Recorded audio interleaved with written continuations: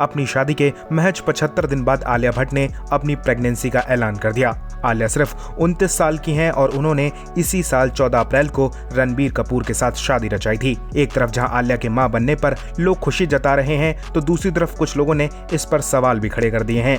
लोगों का कहना है कि 2 महीने में तो मियां बीबी एक दूसरे को समझ भी नहीं पाते और इन्होंने सीधा बच्चा पैदा करने का इंतजाम कर लिया। लेकिन क्या आप जानते हैं कि आलिया की सासू मां नीतू कपूर जब पहली बार मां बनी थी तब उनकी उम्र और भी कम थी।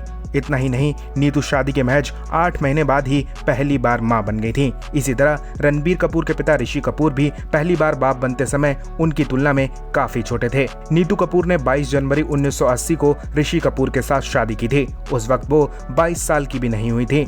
8 जुलाई 1980 को नीतू कपूर ने अपना 22वां जन्मदिन मनाया था और उसके पौने 2 महीने बाद उन्होंने 15 सितंबर 1980 को पहली संतान के रूप में बेटी रिद्धिमा कपूर को जन्म दिया।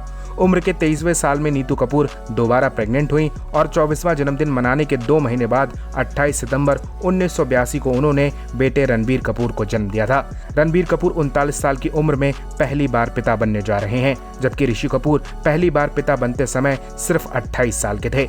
दूसरी बार पिता बनते समय ऋषि कपूर की उम्र 30 साल हुई थी। भले ही आज रणबीर कपूर ने अपने साथी एक्टर्स के मुकाबले पिता बनने में जल्दबाजी दिखाई हो, लेकिन उस दौर में तो उनके पिता ऋषि कपूर उनसे भी ज्यादा फास्ट निकल गए थे। फिलहाल तो इस वक्त हर तरफ आलिया और रणबीर के होने वाले बच्चे की चर्चा हो रही है। फिलहाल इस पर आप क्या कहेंगे? अपनी राय हमें कमेंट में दीजिए और ज्यादा ऐसी अपडेट्स के लिए बॉलीवुड पे चर्चा को सब्सक्राइब कीजिए।